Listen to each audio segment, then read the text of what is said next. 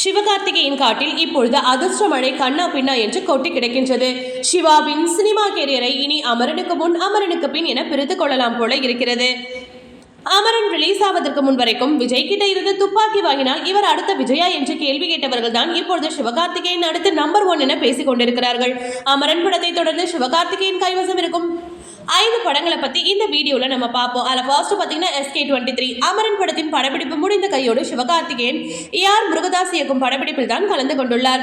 இந்த படத்திற்காக தான் சிவகார்த்திகேயன் தாடி வளர்த்துக் கொண்டிருக்கிறார். முருகதாஸின் கடந்த சில முந்தைய படங்கள் மாதிரி இல்லாமல் இந்த படம் கஜினி துப்பாக்கி ரேஞ்சுக்கு இருக்கும் என சொல்லப்படுகிறது. அடுத்தது SK24 நடிகர் சிவகார்த்திகேயன் தன்னுடைய 24வது படத்தின் மூலம் மீண்டும் இயக்குனர் சிவி சக்கரவர்த்தியுடன் இணைகிறார். இவர்கள் இருவரது கூட்டணியில் வெளியான டான் படம் இளைஞர்கள் மத்தியில் பெரிய வரவேற்பை பெற்றது. இந்த படத்தின் மூலம் சிவகார்த்திகேயன் மீண்டும் ஒரு ஜாலிமூட் ஹீரோவாக ரசிகர்களை மகிழ்வுக்கு அதிக வாய்ப்பு இருக்கிறது. அடுத்தது SK25 சுதா கங்காரா இயக்கத்தில் சூர்யா நடிக்க இருந்த புறநானூறு படத்தில் சிவகார்த்திகேயன் ஹீரோவாக ஒப்பந்தமாகி இருக்கிறார்.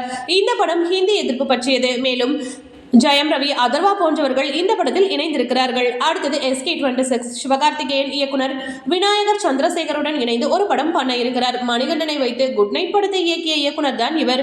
குட் நைட் எனும் யதார்த்த கதையின் மூலம் ரசிகர்களின் மனதை வென்ற இந்த இயக்குனர் கண்டிப்பாக சிவகார்த்திகேயனுக்கு சூப்பர் ஹிட் படத்தை கொடுப்பார் என்று எதிர்பார்க்கப்படுகிறது.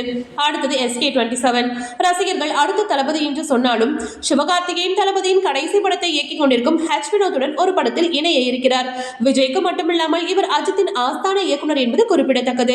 இருவரும் படம் பண்ண பேச்சுவார்த்தைகள் நடைபெற்று வருவதாகவும் தெரிகிறது. ஓகே வியூவர்ஸ், இது போல சினிமா செய்திகளை நீங்கள் பார்க்க மறக்காம சினி டைம்ஸ் சேனலை சப்ஸ்கிரைப் பண்ணுங்க.